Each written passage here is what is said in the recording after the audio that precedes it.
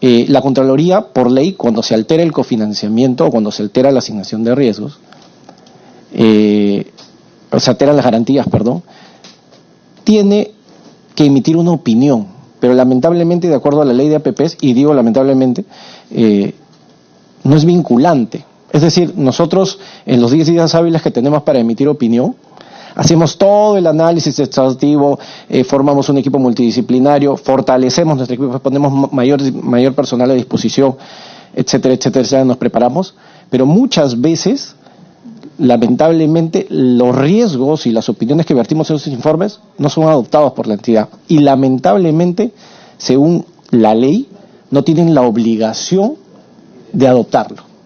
Y no va a cambiar, creo yo, mientras la opinión de Contraloría, la opinión previa de Contraloría, no sea vinculante.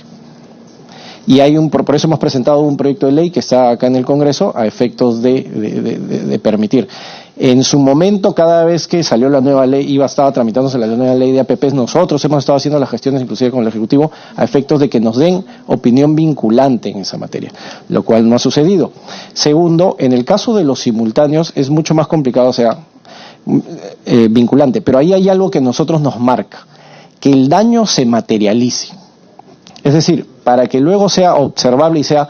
nosotros tenemos en la Gerencia de Control de Megaproyectos 850 proyectos, 550 contratos de obra pública, y el resto entre concesiones y APPs, y obras por impuestos, perdón. Evidentemente, antes de decidir hacer una auditoría, y tenemos más o menos 90 proyectos en control simultáneo. Antes de hacer una auditoría, nosotros, por gestión de recursos y por los recursos que tenemos, verificamos que alguno de estos riesgos que nosotros comunicamos se convierte en perjuicio. Es decir, que hay un perjuicio económico, que hay un perjuicio real en contra del Estado. Cuando un proyecto está suspendido, ese perjuicio todavía no se materializa. Por lo cual, pero seguimos haciéndole seguimiento, porque si se materializa, inmediatamente abrimos una acción de control. Hace unos meses ha salido una nueva herramienta que nos permite inclusive hacer una acción de control específica. Yo por eso incidía bastante en la presentación al decirles, se habla hay ciertas obligaciones, por ejemplo, como la que señala la congresista, como la falta de entrega total de los terrenos al concesionario, que es deber de la entidad pública, de Autodema, del gobierno regional, a través de Autodema, del concedente, como bien señala la congresista. El día que la obligación de inversión deje de estar suspendida y comience a generarse el derecho al concesionario, inmediatamente nosotros verificamos si el perjuicio se materializa. Y una vez materializado el perjuicio, iniciamos la acción de control. No lo hacemos antes, porque si vamos antes y hacemos una auditoría, nos encontramos ante un perjuicio potencial, o ante un daño potencial, y la verdad que eso no nos sirve para luego concretar la identificación de responsabilidades en las personas. Más aún cuando no tenemos en este minuto la facultad sancionadora administrativa, que por efecto de una sentencia del Tribunal Constitucional, que luego salió hace unos días la aclaración, que la verdad que no ha sido muy alentadora para nosotros, tenemos que ir a postular, ya no tenemos facultad administrativa. Entonces, si identificamos responsabilidad administrativa, vamos a regresar a la misma entidad para que los procese. Pero para eso está la Procuraduría. Y luego, sí podemos ir a la vía civil y a la vía penal, como bien dice la congresista. Pero para ir a la vía civil, el daño, según nuestro Código Procesal Civil, el Código Civil, tiene que ser real. Entonces, lo que así seamos nosotros es, hacemos seguimiento. Para efectos de, si el daño ocurre, iniciamos el informe de control, hacemos el informe de control y procedemos a hacer la denuncia. En eso, sí, en toda la gama de proyectos que tenemos nos estamos fijando en eso, porque lamentablemente hay entidades pro control y hay entidades que al parecer tienen una actitud más elusiva con el control. Nuevamente, si el daño se materializa, activamos y gatillamos una auditoría de cumplimiento a efectos de identificar responsabilidades. Presidenta, me parece interesante su respuesta en lo académico, pero poco satisfactorio para el objeto de la investigación. O sea, coincidimos académicamente en que por ahí debería ir, pero no terminamos de resolver el objeto de esta investigación. El informe de acción simultánea, el 06-2016, identifica valorizaciones de obra emitidas por supervisión especializada, no se encuentran técnicamente con las planillas de metrados, identifican otros aspectos relevantes, el incumplimiento para la renovación del plan de monitoreo arqueológico, habla de un tema del CIRA, habla de vencimientos. ¿Con copia a qué? ¿A quién se entregan estos? Porque a mí, después de algunas reuniones con el Contralor Schack, incluso con el señor Alfonso Robas, en materias de variantes de Uchumayo, que son temas de megaproyectos, se me han hecho llegar copia. Entonces, Presidenta, yo tengo acá la ley de control interno y de las entidades del Estado, que en el artículo 7 dice: es responsabilidad del Sistema Nacional de Control, dice, es responsabilidad de la Contraloría General de la República, los órganos de control institucional, las sociedades de auditoría designadas y contratadas y evaluación de control interno de las entidades del Estado de conformidad a la norma técnica del Sistema Nacional de Control, sus resultados inciden en las áreas críticas de la organización. Pero acá aparentemente este artículo no se materializa porque no hay un mecanismo que implemente estos temas. Entonces, ¿cómo hacemos que esto funcione? Porque aparentemente acá habría un incumplimiento del artículo 7, 8 y algunos subsecuentes de la norma. Si podría contestarme, Presidente. Señor Robas, para que pueda contestar, por favor. Sí, claro que sí, por su intermedio, Presidenta.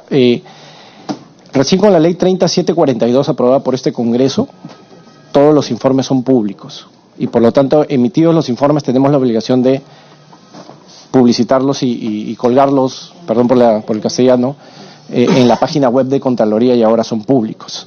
Antes tenían un carácter reservado. Estos informes se remiten al titular de la entidad, a efecto que el titular de la entidad evalúe la adopción de las medidas correctivas o preventivas necesarias.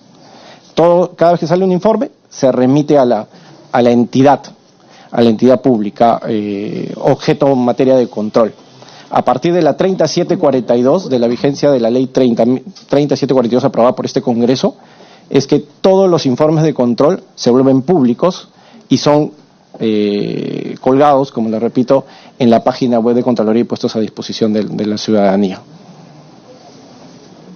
Pero bueno, el procurador debería actuar de oficio. Entonces, Presidenta, hace conveniente que convoquemos al procurador del Gobierno Regional de Arequipa para que nos haga saber cómo cautela el bien público, o sea, que nos informe de tener conocimiento de estos temas, que alguien nos diga qué se está haciendo en esta materia. Yo no sé qué le parece gracioso acá a la subgerenta, a la señora Pella Fernández. ¿Quiere usted añadir algo? ¿No? Pero es algo quizás que le llame la atención. La verdad me llama la atención, Presidenta. Lo que estamos haciendo desde acá es procurar cautelar las cosas del aparato público, ¿no? Hay un informe que tienen ustedes, este informe de seguimiento y monitoreo de proyectos, el 04-2017, que dice que se viene adquiriendo áreas de los terrenos mayores al área de control del proyecto. Sin embargo, acá no se hace referencia a la parcela 1327 y a las 5 hectáreas en zonas rurales que se han adquirido. Tengo entendido que la persona que está a cargo de esta adquisición es el subgerente de ordenamiento territorial, el señor Ortiz Talavera. ¿Por qué no ha sido él incorporado en este informe, por favor? En el informe de seguimiento lo que se encontró es que estaban en proceso de adquisición una serie de terrenos y se le lanzó la alerta al gobierno regional de Autodema a efectos de que no continúe con el proceso. Ellos nos informaron que habían suspendido la realización del proceso, tanto así que fuimos convocados a la ciudad de Arequipa a explicar este aspecto, este punto. Inclusive nos pidieron que le expliquemos a la población, porque yo personalmente obtuve el reclamo de los pobladores de que, perdón por el lenguaje castellano, que por nuestra culpa no les estaban comprando sus terrenos. Y al lado mío estaba el responsable en aquel entonces de Autodema, y señalando que él no había suspendido la compra, el proceso de adquisición de esos terrenos por culpa de la Contraloría, y pregúntenle a la Contraloría.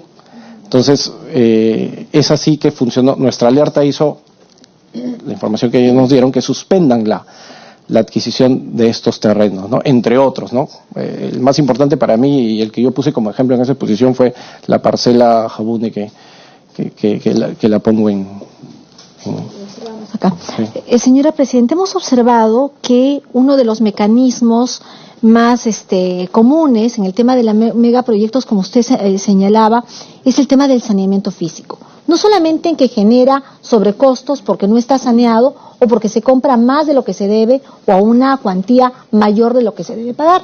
Y para eso hay un ente determinado para el tema de tasaciones, que generalmente es, según sea el caso, el Ministerio de Vivienda. Pero el gobierno regional es el que da la información para que haya una tasación adecuada. ¿Se ha podido identificar respecto a este tema tan sensible en el tema de tierras, por la extensión que tiene Majes, Siguas, por el tema de la operatividad, alguna vulnerabilidad? Si pudiera informar. Cierto, el gran problema en los proyectos grandes, y lamentablemente el problema en el país, hay un problema de ordenamiento territorial. Por lo tanto, los terrenos no están saneados. Uno llega a un terreno y no sabe quién es el titular del terreno, ni siquiera, inclusive muchas veces, terrenos propios del Estado, que no han sido debidamente saneados y su propiedad o derecho está consolidado en registros públicos. En este caso, la normativa, es cierto lo que dice la congresista, se expedía por el Ministerio de Vivienda a través de, antes existía la CONATA, ahora existe una dirección dentro del Ministerio que establece la metodología para la tasación de bienes. Además hay un decreto legislativo, el 1192, que establece. Se designa un perito a efectos de que él haga una tasación y a partir de eso se le paga no solo el justiprecio, sino además hay una negociación para darle un plus extra al propietario a efectos de que compre, a efectos de comprarle, de transar. Lamentablemente hay también un precio de mercado que es difícil, entiendo yo, sobre esto sí mucho más luces le debe dar el Ministerio de Vivienda. Reconstruir un precio de mercado es complicado. Yo lo que he aprendido en mi vida profesional es que, excepto cuando hay 20-25% de diferencia entre la tasación ex post que uno puede hacer y la tasación del momento, es cuando uno ya se le deben prender las alarmas y entrar a ver cómo se ha hecho esa tasación. Porque hay ciertas variables que son del momento en que se realiza la tasación. En otro caso, nosotros quisimos reconstruir una valorización sobre unos bienes, pero inclusive llegaba al punto a establecer los costos de ese momento de área, terreno, etcétera, etcétera, etcétera. En este caso, en el caso en particular de Majes, nosotros no hemos abordado esa materia en nuestros informes. Lo que nosotros acá solicitamos fue la alerta para efectos de que los que estaban fuera del alcance del área que van a ser inundadas no sean compradas y no se llegue a ese extremo, porque una vez es experiencia profesional, de repente no va a ser satisfactoria la congresista, porque entiendo que quiere una respuesta concreta, es reconstruir una tasación, excepto que hayan seguido el procedimiento que no esté en la ley, es bien complicado. Ahora es cierto, para los fines, hay que ver para qué fin es, hay que ver cuál es el procedimiento que se ha establecido por el Ministerio de Vivienda, y de acuerdo a eso recalcular. Pero en tanto uno no encuentre una diferencia del 20-25%, uno no puede estar hablando de sobreestimación o falta de razonabilidad. Esto último es el estado del arte, es ya la experiencia profesional. No hay una norma que regule esto, de cuándo un sol más o un sol menos estamos hablando de sobrevaloración de un terreno, más aún cuando el Estado deposita en un tercero, un perito, que realice una valoración no necesariamente objetiva, y viene ahí el problema, no necesariamente objetiva de cuánto vale un terreno. Muchas veces fácilmente podríamos decir hay que usar los aranceles que se utiliza para el impuesto predial o para los arbitrios, pero eso no es un valor exacto, porque el valor o los indicadores establecidos para el impuesto predial y para arbitrios que pagamos todos son valores que están por debajo de lo que realmente podría costar, usualmente podría costar un terreno. De lo contrario, todos los ciudadanos acabarían pagando muchísimo más arbitrios, muchísimo más impuestos prediales, inclusive al punto que tener impuestos hasta confiscatorios. Eso es lo que sucede, y esa es la complicación. Es bien difícil hablar de sobrevaloración de un terreno, salvo que uno tenga algo escandaloso del 25-30%, como le repito. En lo contrario, es la posición de un profesional versus la posición de otro profesional. Y lamentablemente, o para bien o para mal, no, para bien, la norma no permite que nosotros podamos observar sobre la base de posiciones, sino sobre la base de quebrantamiento de una norma objetiva. Dígame usted, de estas acciones de control previo y control simultáneo, en la que en ambos casos lo que no es vinculante, ¿tienen ustedes un consolidado de cuántas observaciones ha desestimado la autoridad regional, porcentualmente o por algún criterio en particular, por favor, a través de la presidencia? A través de la presidencia, claro que sí. Se lo hacemos llegar por escrito. Yo me aventuro a decir que es la mayoría de medidas que no han sido implementadas. Pero le doy el dato exacto, me comprometo a darle el dato exacto por escrito. Muchas gracias. Y finalmente, me preocupa el tema de la adquisición de terrenos, porque no solamente aparentemente se ha beneficiado en algunos casos, pero en otros se ha generado perjuicio a quien se adquiere, generando un favor a la autoridad, a la administración o al concesionario.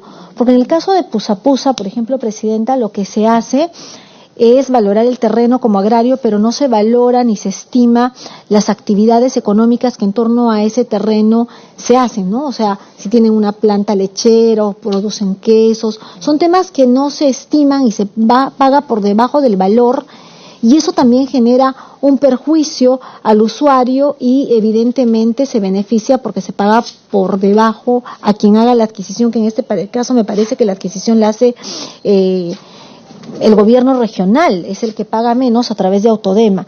Entonces, en estos casos hay una omisión, hay un rehusamiento, hay una falta de cuidado al momento de cumplir el deber. Lamentablemente en esos casos, la Contraloría cuida que no se perjudique al Estado. Entonces, cuando no se paga un sol más, si se paga un sol más, nosotros inmediatamente actuamos. A lo que usted me está hablando es que no hay una adecuada valoración porque se lo está vendiendo como terreno agrícola, pero no se está considerando, por ejemplo, asumo de su pregunta, de la pregunta del señor congresista por intermedio de la presidencia, el valor productivo o el valor de producción hacia el futuro de esa tierra.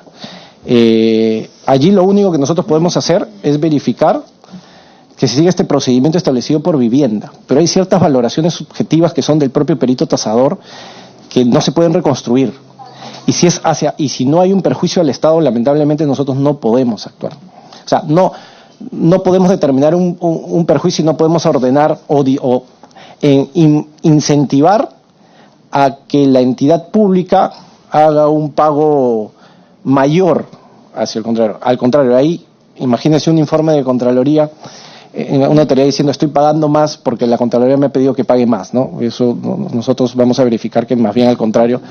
Sí, me pide complementar la doctora Pela. Sí. No uso la palabra, doctora. Por las disculpas del caso, de repente había un malentendido, era una mirada de complicidad por un tema que estaba relacionado a lo que estamos hablando, pero no precisamente era una falta de respeto ni nada, por favor, no lo tomen así. A ver, complementando un poco lo que decía Luis Alonso, el decreto legislativo 1192, que está vigente hace más de 5 o 6 años atrás, estableció el reconocimiento, por ejemplo, de los predios eriazos o los predios rústicos que tuvieran algunos cultivos y que, digamos, tendrían que ser reconocidos sus productos. Entonces, vamos a ponernos en el caso concreto que usted hace la consulta.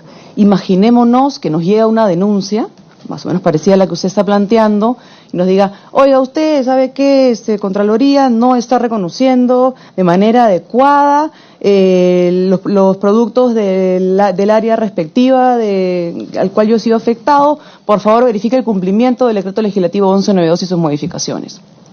En ese caso, si fuese el contexto, dada la vigencia de esa norma, que efectivamente ha solucionado muchos problemas si es bien aplicada, porque no necesariamente se aplica a cabalidad, entonces sí nos tocaría a nosotros, ojo, estamos en ese supuesto, sí nos tocaría a nosotros entrar a los artículos correspondientes donde sí se establece esa valoración. De nuevo, la valoración, si bien se recoge taxativamente en la norma, nuevamente volteamos a la dirección de vivienda, ¿no es cierto?, de construcción, donde hay un cálculo específico, ¿no? O sea, hay mucha regulación al respecto, pero en todo caso yo diría que un hito lo marcó el 1192, el antes y después del 1192. Entonces habría que ver un poco en el caso de ustedes cuál es digamos, la consulta, ¿no?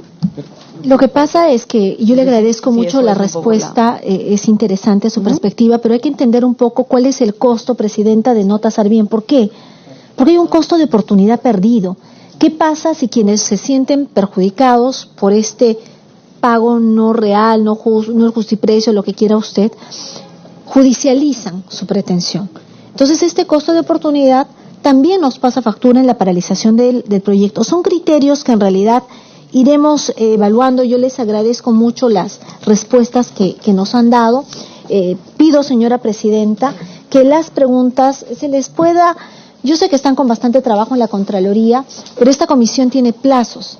Y si ustedes tendrían a bien, por favor, esta documentación que hemos requerido se nos pueda hacer llegar en el más breve plazo, acompañado del memorándum o documento que disponga un informe de transferencia de los órganos de control de mayor relevancia, le estaría muy agradecida, Presidenta.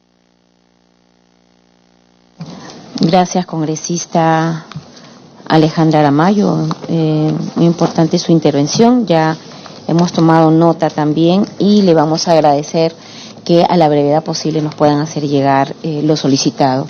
La congresista Ana María Choquehuanca va a hacer uso de la palabra, congresista.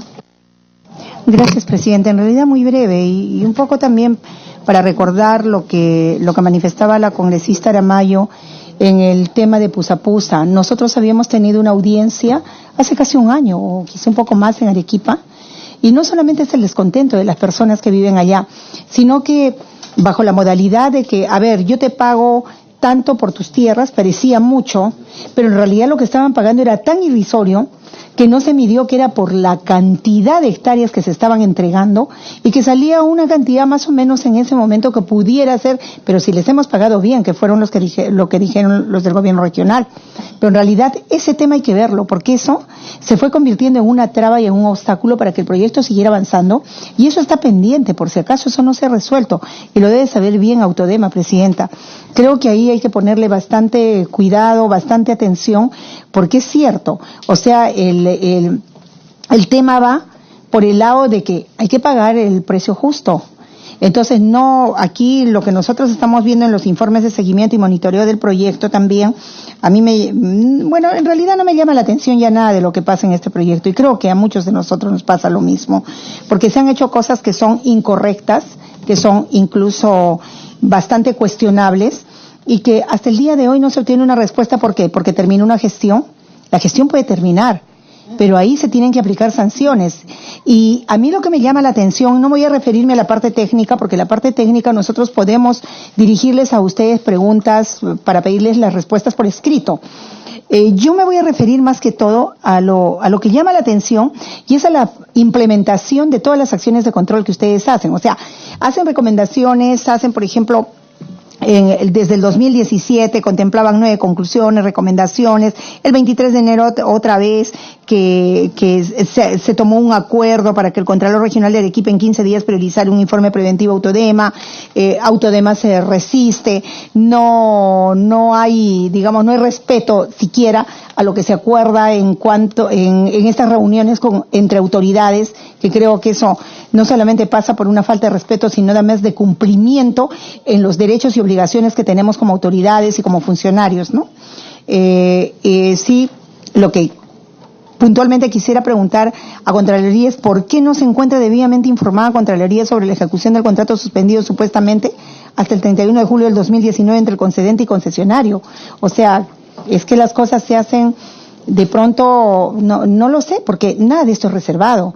Y ya con el cuestionamiento que hay en este proyecto, creo que Contraloría tendría que estar ahí. Sé también, y bueno, esto ya de manera muy extraoficial, que existen reuniones de coordinación entre la Contraloría, el Ministerio Público y el Poder Judicial para evaluar acciones conjuntas, pero que requieren cierto nivel de reserva en cuanto a la actuación del gobierno regional. Eso entonces esperamos que rinda sus frutos, porque si ya interviene el Ministerio Público y el Poder Judicial, obviamente para nosotros eso es bueno, porque eso es lo que queremos. O sea, para nosotros que vivimos en Arequipa, que somos de Arequipa, que somos congresistas de Arequipa, nada de esto es desconocido. O sea, se escuchan muchas voces, pero en realidad nadie toma acciones. No esperamos las implementaciones de esas acciones de control y no hay resultados. Esperamos las sanciones respectivas de los funcionarios. Bien, gracias. Entonces, ¿hasta cuándo? No podemos estar teniendo o proponiendo comisiones investigadores para todos estos casos. Entonces, me refiero especialmente a la presencia de Contraloría el día de hoy para ver cómo hacemos, Presidenta, para que esto en primer lugar acelere y en segundo lugar, y es hora de aplicar sanciones. Gracias, Presidenta. Para que pueda contestarle a la congresista, señor Alonso. Gracias, Presidenta, por su intermedio. La congresista es cierto. Y recuerda además, y tiene relación con lo que usted nos ha dicho en el caso de Pusapusa, el decreto legislativo 1192 le da básicamente el poder al Estado en un proceso de expropiación, de determinada la expropiación y culminada la negociación, de tomar posesión sobre el predio. Y si el ciudadano alguna posición contraria respecto del precio o inclusive respecto de la extensión de la parcela o del área de terreno a expropiar, a irse al Poder Judicial, y así establece así establece el canal, el mecanismo, este propio decreto legislativo. Yo recuerdo un caso en el que la persona decía: no me expropies una parte del terreno, sino expropiamelo todo porque a mí ya no me es útil. La norma establece de la autoridad administrativa concedente puede expropiar lo que él decía si no se ponen de acuerdo, y la parte del ciudadano tiene, el único mecanismo que le queda es irse al Poder Judicial. En lo que respecta a la adenda que se está tramitando, todavía no ha llegado a Contraloría. No ha llegado a Contraloría, según la norma. Luego que ellos terminen evaluación conjunta, es decir, que el concedente y el concesionario se ponen de acuerdo en una adenda, tienen que remitirla al Ministerio de Economía y Finanzas. El Ministerio de Economía y Finanzas tiene que emitir un informe. Y luego todo eso actuado viene a Contraloría por un informe previo. Nosotros estamos haciéndole seguimiento y estamos detrás de ese tema. Pero mientras el gobierno regional en su calidad de concedente no termine y luego no se emite el informe de MEF, nosotros por ley todavía no tienen la obligación de remitirlo a nosotros. Y estamos a la espera, tenemos un equipo que le hace seguimiento permanentemente a este proyecto. Pero sí dependemos en este caso, es el control previo es a pedido, y así lo ha establecido el propio decreto legislativo que regula las APPs y que regula este contrato, ¿no? Y totalmente de acuerdo con usted. Este contrato tiene una particularidad distinta a otros contratos, es que han suspendido obligaciones. Y al suspender, y lo ha establecido y ha establecido la obligación de suspensiones como una potestad del concedente y del concesionario. Entonces se pongan de acuerdo, y ellos han estado suspendiendo las obligaciones. Entonces, esta suspensión de obligaciones ha hecho que una serie de alertas o de hechos que se estarían incumpliendo, que nosotros hemos remitido al gobierno regional, todavía no se concreten en un perjuicio. No sean exigibles, como bien me corrige. El día que imaginémonos, el estado de las cosas se mantiene y ellos activan el contrato. Y el contrato, estas obligaciones de inversión dejan de estar suspendidas. Y comienza a activarse y ellos no han cumplido el consente, inmediatamente se ha concretado un perjuicio. Y ahí nosotros estamos habilitados para iniciar una auditoría de cumplimiento e iniciar el proceso de identificación de responsabilidades de los funcionarios.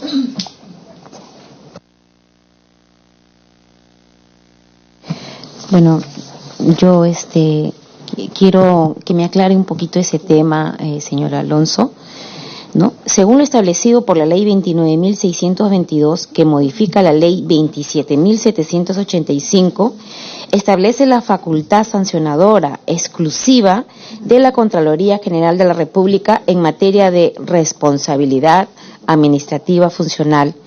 Yo quisiera que, por favor, que nos precise en qué casos dicha aplicación tiene atribución. Esa es la ley que modifica la ley orgánica del Sistema Nacional de Control y le otorga a la Contraloría la facultad de sancionar administrativamente. La Contraloría, a raíz de esa ley se divide en dos, entre los que hacemos auditoría y los órganos instructores y el Tribunal Superior de Responsabilidades Administrativas. Esta ley ha sido declarada, artículos de esta ley han sido declarados inconstitucional por el Tribunal Constitucional, por lo cual en este momento no tenemos, en la práctica, no tenemos capacidad de sancionar a ningún funcionario. Es más, lo que ha pasado es que aquellas personas a las que, como resultado de los servicios de control, la Contraloría les había identificado responsabilidades y están en proceso, ya no, sus procesos se tienen que archivar. Y justamente esa fue la pregunta que se le hizo al Tribunal Constitucional.